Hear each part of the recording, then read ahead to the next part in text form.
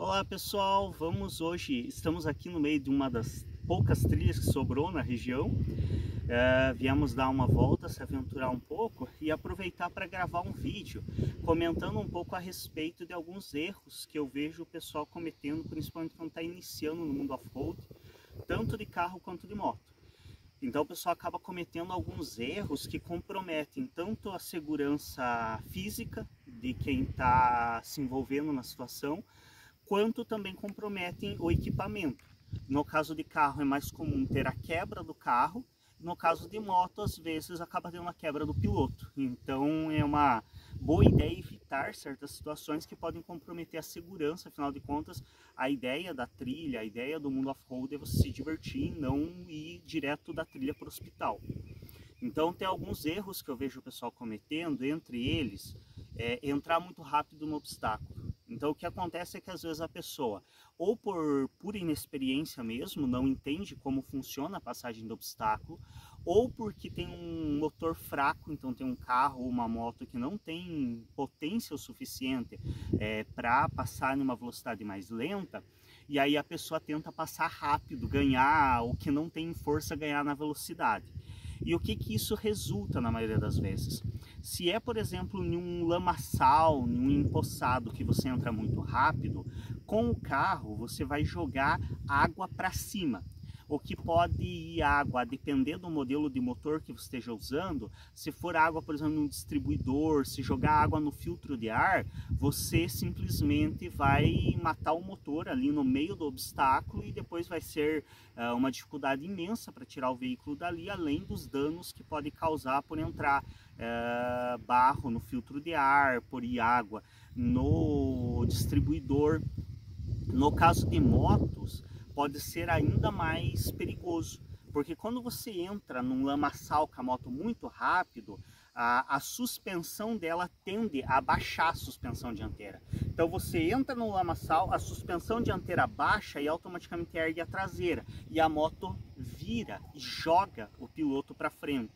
Isso é muito comum se vocês pegarem vídeos de trilha, de off-road na internet, vocês vão ver com frequência esse tipo de cena, que é justamente o amadorismo de entrar muito rápido no obstáculo. Depois que você ganha experiência, depois que você conhece o teu equipamento, conhece a via, conhece a trilha na qual você está, você às vezes até consegue fazer a entrada um pouco mais rápida em segurança. Mas normalmente quando você está começando, é preciso ter uma cautela, entrar numa velocidade mais amena, para que você não tenha tanto trabalho da suspensão, porque o trabalho da suspensão ele tira a tração. Então quando a suspensão ela faz isso, ela está jogando o peso do veículo para cima, automaticamente ela perde tração, além de criar instabilidade na carroceria do carro ou no chassi, no quadro da moto, o que favorece que você tanto caia com a moto ou atole ou capote no caso de carro. A mesma coisa acontece, por exemplo, em trilha seca mais técnica. Se você entra em erosão ou em paredão, você entra muito rápido, a chance de você virar de costas, tanto com a moto quanto com o carro, ela se torna maior. No caso do carro, você ainda tem o balanço para as laterais que pode fazer ele capotar. Então sempre é bom entrar em uma velocidade amena, principalmente quando está começando. Você entra bem devagarinho. Ah, mas não tem força para vencer o obstáculo, então escolhe o outro. Porque você também, que é um outro erro que eu vejo, o pessoal não saber escolher o obstáculo de acordo com o equipamento que tem. E todo equipamento vai ter limitação. Tem lugar onde, por exemplo, uma CRF 450 não vai passar, não porque falta potência, porque ela tem potência de sobra, mas porque, por exemplo, sobra peso, ou porque ela é grande demais para passar numa trilha mais apertada, numa trilha mais estreita. Então todo equipamento vai ter a sua limitação. Se o equipamento tem um motor menor, vai ser a limitação de potência. Se o equipamento tem um motor maior, às vezes é a limitação de peso, às vezes é a limitação de porte, é muito grande para uma trilha mais estreita. Então sempre você vai ter algum limite, você precisa entender a limitação do teu equipamento e a tua limitação técnica para você não ficar se enfiando em enrascada e acabar quebrando o teu equipamento ou se ferindo. Então no caso de carro é mais comum quebrar o equipamento, no caso de moto às vezes você quebra o piloto, o que é bem problemático. Então é preciso ter uma cautela no entrar nos obstáculos. Um outro erro comum que eu vejo o pessoal cometendo ao fazer trilha é o de entrar em um obstáculo que não conhece sem avaliar primeiro. Então é comum também você pegar vídeos na internet e você vê o pessoal entrando em um atoleiro e às vezes o carro afundando até o teto e o cara não consegue mais tirar de dentro do atoleiro. Ou entrando com uma moto e a moto também afunda inteira e precisa de ajuda dos colegas para tirar. Por quê? Porque o sujeito não foi verificar o obstáculo antes de passar. E acredite, a tua capacidade de passar por obstáculos, ela muitas vezes diz muito mais de técnica do que de moto, de carro, de potência. O que torna um piloto de trilha competente é reconhecimento de terreno, é ter a capacidade de observar o terreno e entender se o solo está mais mole, se o solo está mais duro, se dá para entrar um pouco mais rápido, se tem que entrar mais devagar, por onde que você dá conta de passar, por onde que não adianta tentar porque você sabe que vai atolar. E o objetivo é transpor o obstáculo, não é ficar no meio dele. E uma das técnicas muito importantes para você não se colocar em risco e não arriscar perder teu equipamento é justamente você fazer uma observação a priori. Então você para o veículo antes do obstáculo, seja moto, seja carro. Eu não conheço, é diferente de uma trilha que a gente já conhece, já sabe mais ou menos como que são os obstáculos, mas mesmo assim se corre certos riscos da trilha ir mudando com o passar do tempo e com o uso que fazem dela.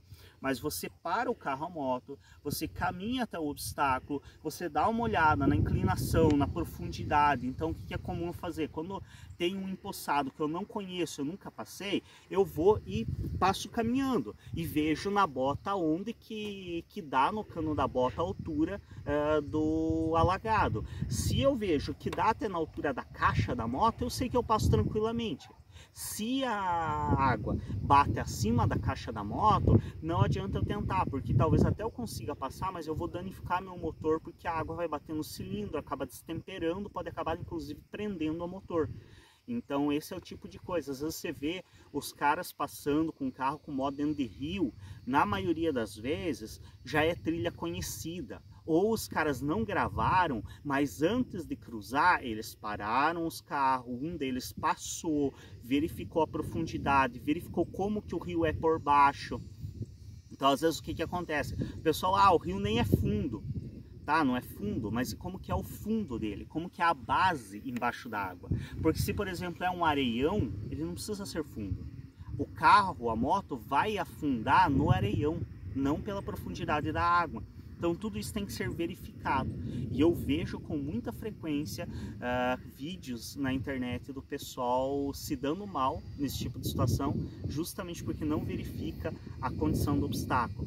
Um outro problema, entrar no obstáculo com uma marcha errada e querer passar a marcha no meio do obstáculo. Essa é uma das coisas. Depois que você adquire experiência, depois que você conhece teu equipamento, você tem habilidade para trocar marcha, você até consegue trocar marcha no meio do obstáculo sem perder o deslocamento. Mas quando você está iniciando, quando você ainda não tem experiência, o que é muito comum? O sujeito entra em uma subida em segunda marcha, por exemplo, o motor não tem potência suficiente para vencer, aí no meio de um atoleiro, de uma subida de barro, o cara vai querer bater primeira marcha. Não funciona igual no asfalto.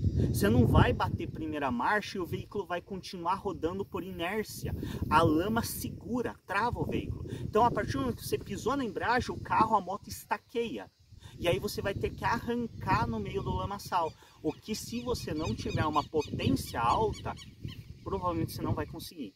Então entra no obstáculo com a marcha que você vai usar até o final. Se você já calcula que não, o obstáculo é pesado, na dúvida, se não conhece o teu equipamento, entra sempre em primeira marcha. Mas já conheço o meu equipamento, sei que ele vence em segunda, eu não vou entrar em terceira para bater segunda no meio do obstáculo.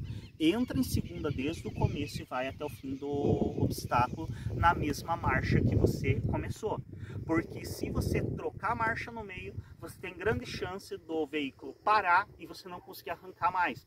Ou pior, que às vezes acontece, o veículo para, o sujeito não dá conta de segurar o veículo no freio, e aí o veículo volta de ré e perde o controle. é muito comum a gente ver carro capotando assim. O sujeito vai subir paredão, sobe na marcha errada ou escolhe um paredão maior do que o motor do carro dá conta, aí para no meio, começa a descer de volta e na hora que está descendo perde o controle e capota. Então tem que entrar numa marcha que você sabe que vai vencer. E sempre ir analisando o teu equipamento. Tá, eu subi essa subida, tem esse grau de inclinação. Subiu de boa? Beleza, eu sei que eu posso arriscar um pouquinho mais. Mas eu vou...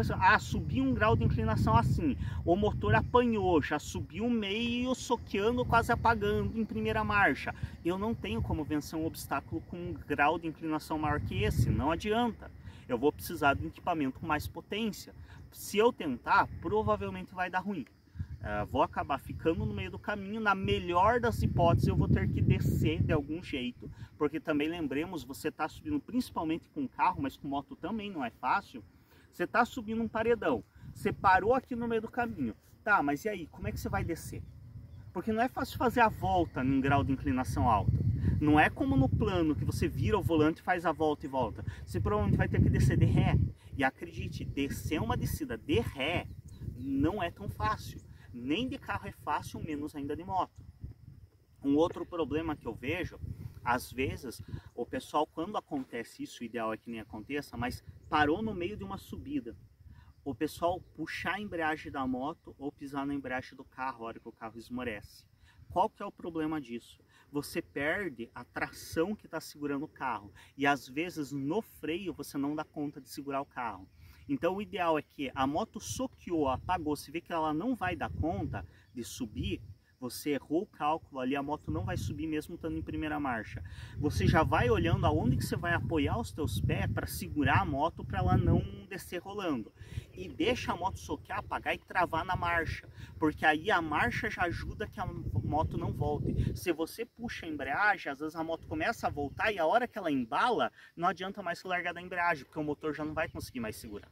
Então o ideal é que você deixe o motor segurar a moto, porque na hora que você desequilibra, nem sempre você vai conseguir segurar o freio com muita precisão da forma que deveria ser para conseguir segurar o teu equipamento da maneira adequada para que ele não volte rolando ladeira abaixo. Então essas são questões bem importantes para qualquer tipo de equipamento, não importa se você está com um carro com pouca potência, muita potência, uma moto com pouca potência, muita potência. São regras gerais que toda pessoa que está iniciando, se seguir, vai reduzir significativamente a chance de quebrar seu equipamento ou de se ferir, de se machucar gravemente. Deixa eu ver se tem mais alguma coisa que eu me recordo. Uma outra coisa que é muito comum o pessoal ter problema: querer ir na trilha por onde ele quer. A depender do terreno que você está, não é você quem vai determinar por onde você vai passar, é o terreno quem vai determinar. Então muitas vezes muita gente cai com a moto principalmente porque quer seguir pelaquele trilho que estabeleceu. Só que se o terreno tem inclinação, ele vai te puxar para o lado da inclinação. Então você já tem que ir também, quando vai observar o terreno, já entender essa lógica. O terreno é inclinado para cá, o que que tem aqui? Tem um penhasco, eu talvez nem tenha que passar por aí. A depender de como eu tenho, a experiência que eu tenho, nem vale a pena eu arriscar passar por aí, porque a estrada está fazendo uma rampa para me jogar penhasco abaixo. Então se a moto ou o carro escorregar, certamente vai ir na direção do penhasco. Aqui está a estrada com esse grau de inclinação, aqui tem um barranco, faz uma espécie de um V. Se a moto escorregar para cá, eu deixo ela ir na valeta e eu sigo pela valeta. A menos, claro, que isso representa um risco à minha segurança. Caso contrário, eu vou seguir nessa dinâmica. Porque se eu tentar corrigir, puxar a moto contra o terreno, certamente eu vou cair. Com o caso do carro, eu nem vou conseguir. Eu posso até tentar puxar o carro a favor, contra o terreno, aliás, o terreno vai me puxar a favor de onde ele quer. Então eu vou acabar perdendo o controle do carro, perdendo tração e aumentando as chances de eu bater o carro, de eu bater num barranco e acabar danificando, batendo numa árvore.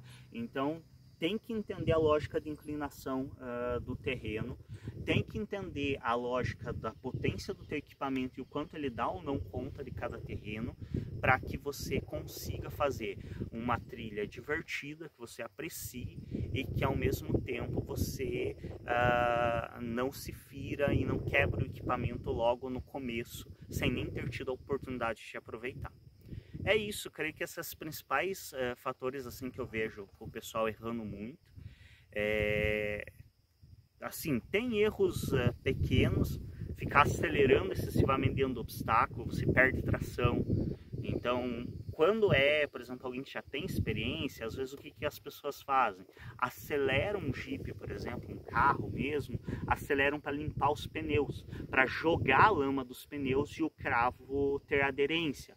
Só que isso é quem já tem técnica. Se você entra no atoleiro e só fica atolando o pé no acelerador, a grande probabilidade é que você vai simplesmente gastar combustível, superaquecer o motor e perder tração e cada vez enterrar o carro mais no atoleiro e diminuir as chances de você conseguir sair da onde você está.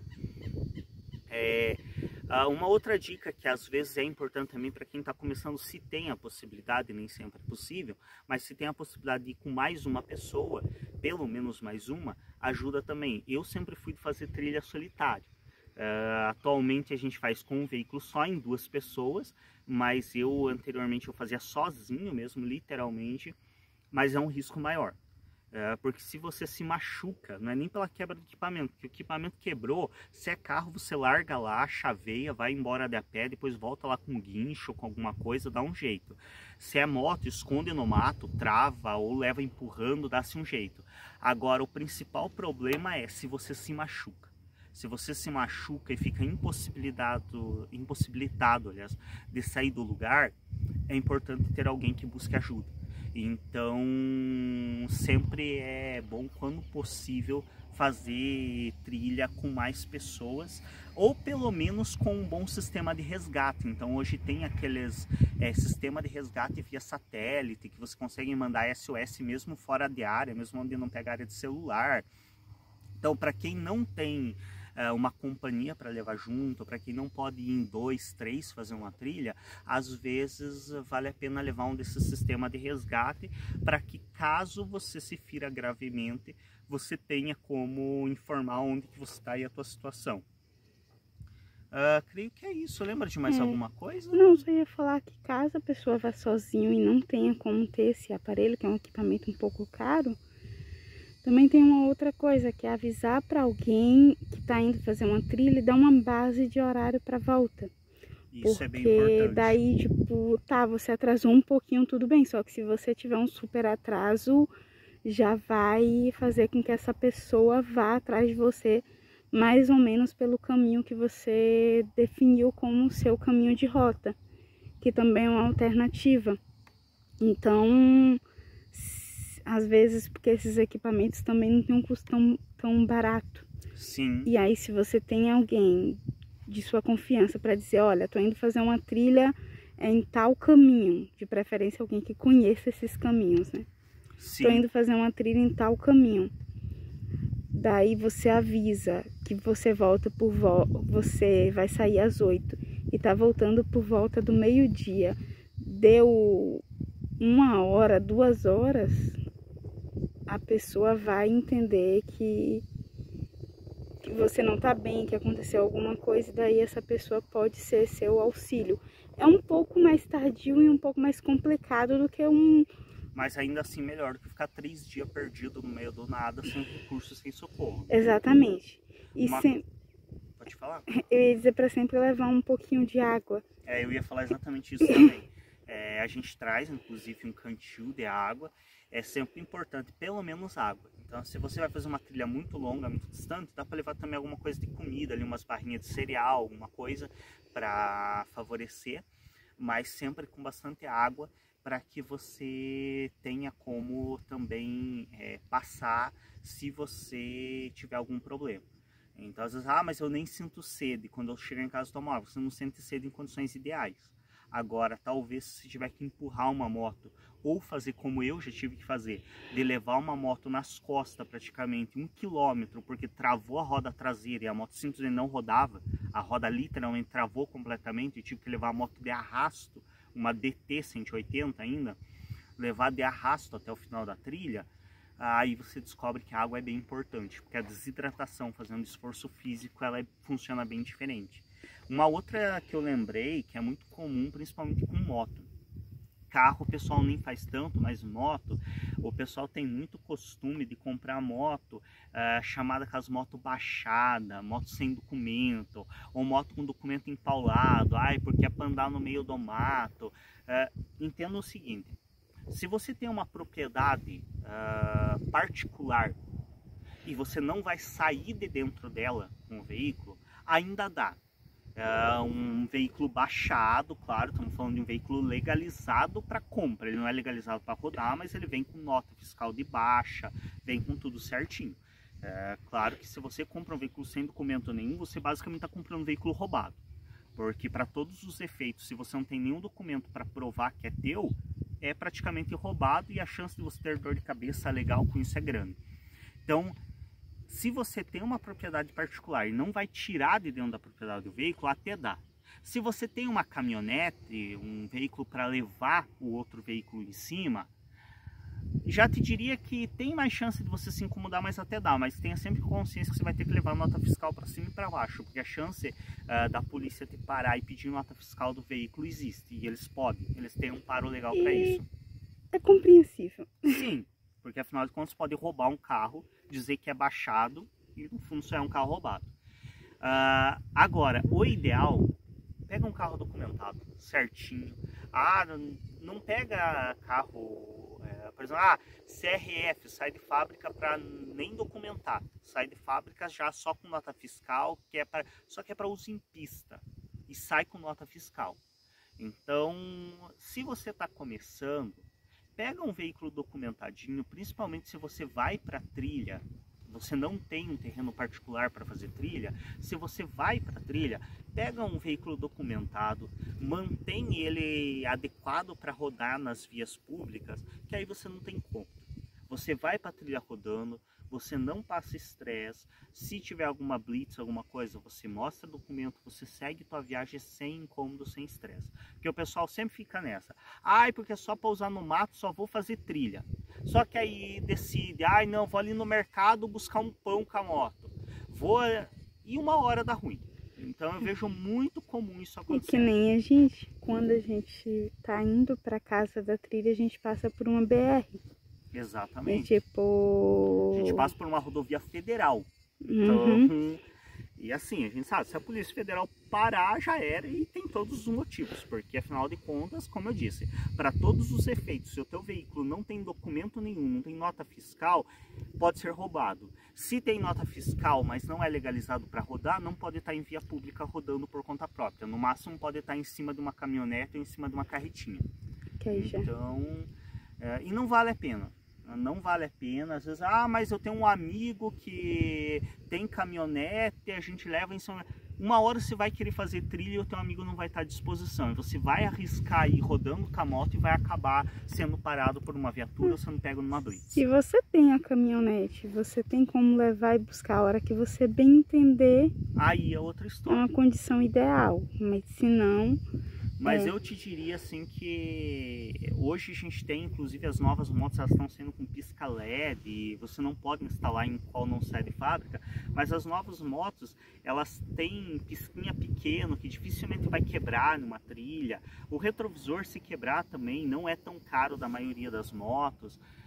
Deixa certinho para rodar, porque aí você pode ir rodando para trilha, volta rodando para casa. Sair da trilha, tô a fim de passar, tomar um sorvete, tomar um refrigerante no bar. Passa, para, a moto estaciona de boa, ninguém pode te incomodar, ninguém vai falar nada.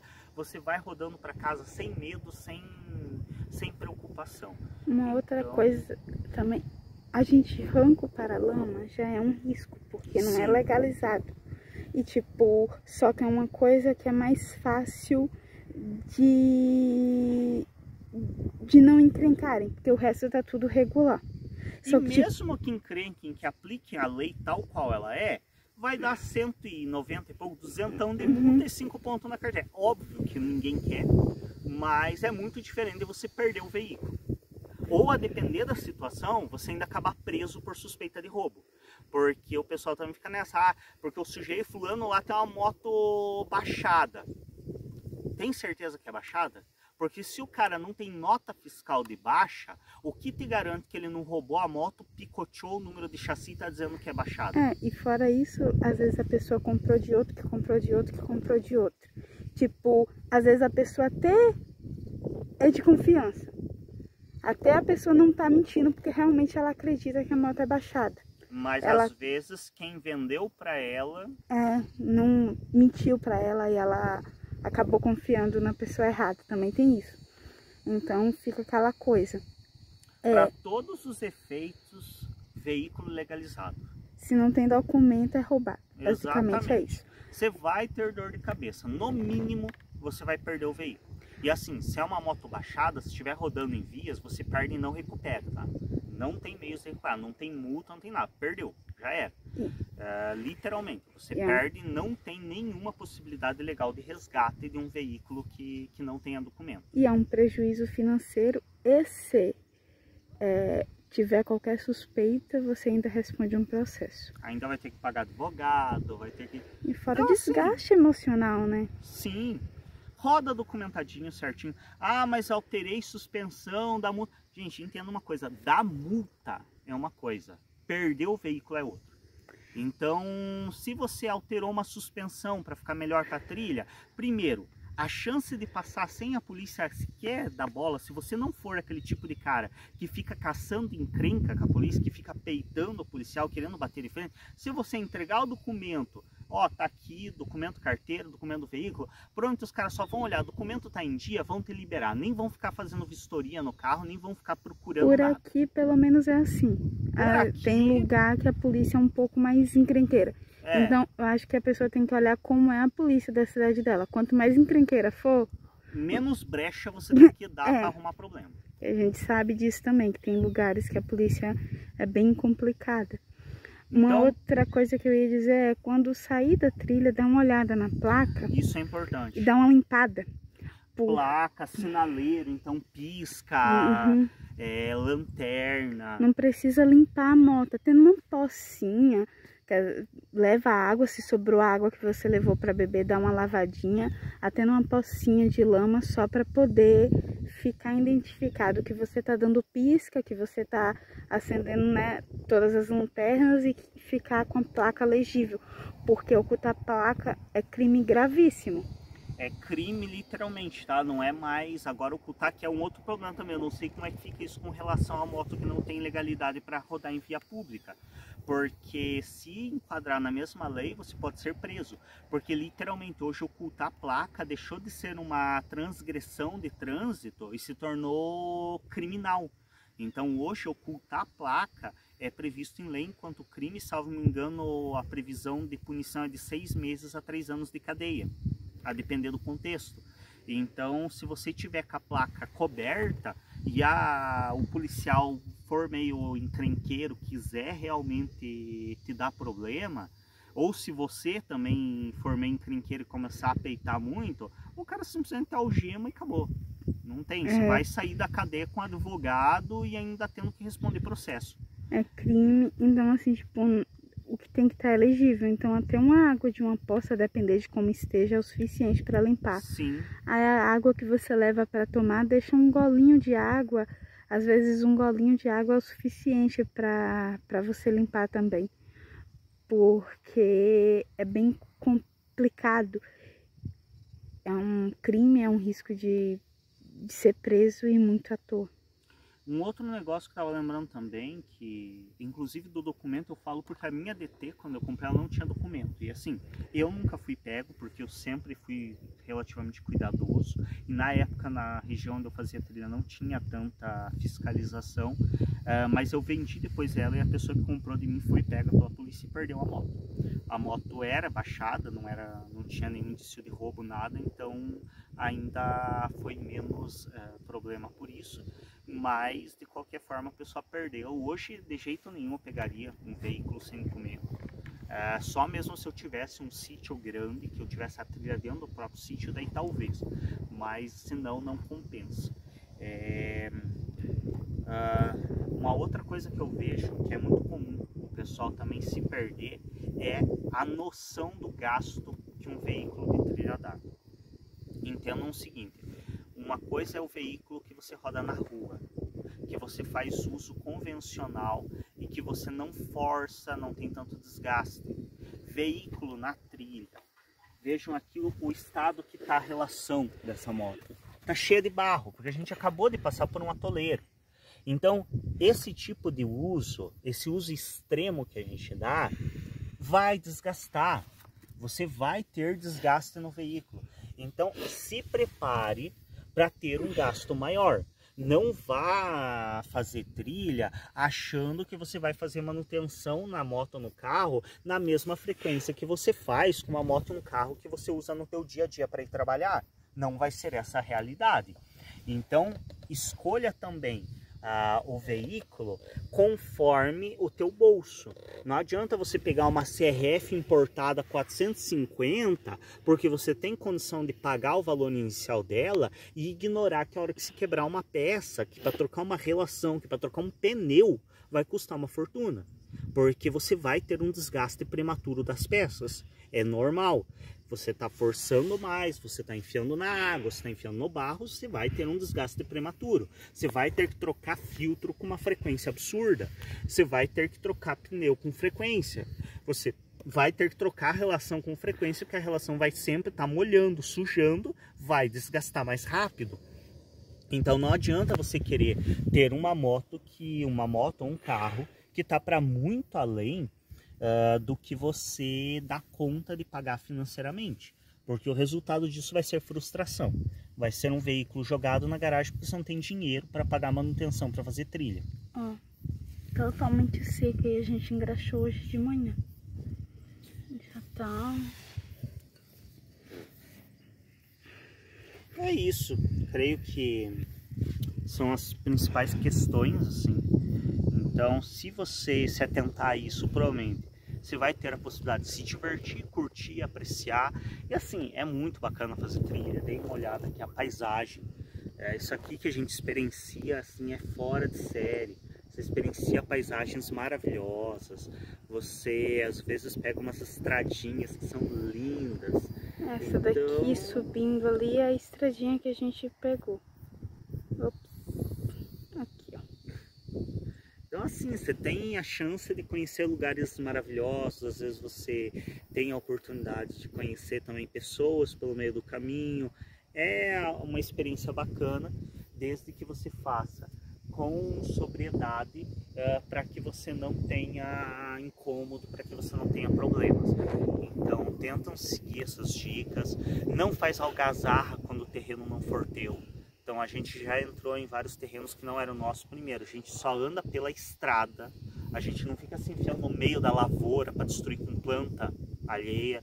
Então a gente anda pelas estradinhas de boa, só entra onde não tem cerca, onde não tem porteira, e sempre respeitando, porque nem sempre, às vezes você acha que é uma via pública, nem sempre é. Então sempre toma essa cautela, não fica fazendo algazarra, não faz estardalhaço, sem que você conheça o lugar, porque às vezes você pode estar no terreno particular sem nem saber.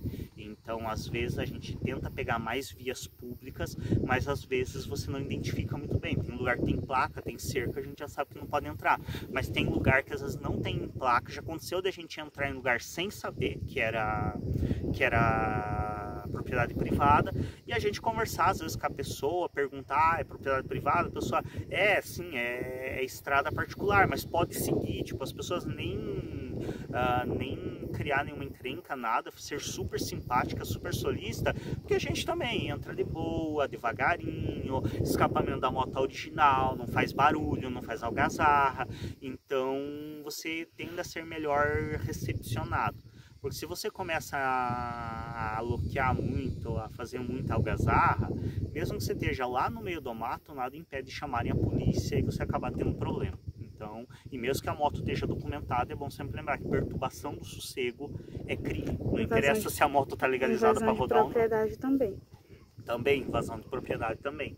Então, se vocês seguirem essas dicas, se vocês forem cuidadosos, planejarem bem, é uma oportunidade maravilhosa de se divertir, de ter uma prática esportiva, de curtir novas paisagens, sem grandes incômodos, sem grandes dores de cabeça. É isso. Vou mostrar aqui tchau. Tchau. Vou mostrar um pouquinho aqui a estrada. Olha, ela sobe por... não tá focando. Ela sobe por esse trilho aqui, dá a volta e vai parar nessa parte aqui em cima.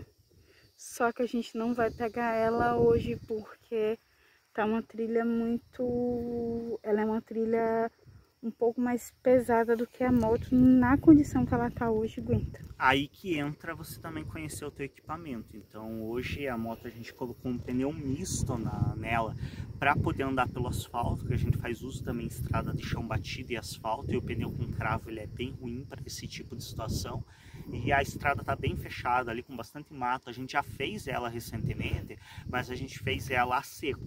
Hoje tá bem barrento, então provavelmente ela não vai vencer uns trechos que tem ali para frente. Ela venceria se estivesse a seco. Hoje com o barro ela não vai vencer, e não adianta a gente se enfiar, arriscar quebrar o equipamento, ainda mais estando mais longe, que vai ser mais difícil de trazer ela de volta para a civilização por recurso. E um detalhe, essa trilha é uma trilha que ela é uma trilha técnica e um pouco difícil, principalmente nesse trecho a partir de agora, a seco.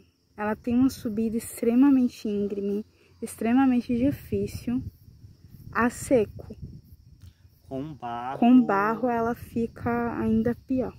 É bem divertida, mas você tem que ter noção de até onde o teu equipamento dá conta de ir. A gente já fez ela uma vez, só que foi com pneu com cravo. O pneu com cravo a gente fez ela com essa moto mesmo, a gente fez ela até o final. Mas também tem uma última subida lá que é praticamente assim, que a gente teve que empurrar literalmente a moto funcionando, com o motor puxando e a gente empurrando o morro acima. Porque assim, o final dela é extremamente pesado. Extremamente então, é quase trepar no pinheiro. Por aí, é mais ou menos isso. É uma expressão que a gente tem por aqui muito entre os trilheiros, principalmente, que é o popular carro e moto que trepa em pinheiro, né? A araucária é uma árvore bem conhecida aqui da região. Tem, inclusive, vai ter alguma por aí, mas vai ser difícil focar. Mas é uma árvore bem conhecida e a gente costuma brincar, porque ela é muito alta, então a gente costuma brincar que quando o veículo está bem preparado, ele consegue até trepar em pinheiro. Mas lá, o final dessa trilha é praticamente uma escalada de araucária mesmo, porque é bem pesado. E hoje, na condição que tá, a moto não vai dar conta, então não adianta arriscar quebrar o equipamento e ter um prejuízo muito maior do que é o esperado e o comum que a gente já está acostumado a ter de gasto. É isso, né? Vamos seguir nossa trilha. Vamos aproveitar mais um pouco antes que o sol seque a estrada. Trilha.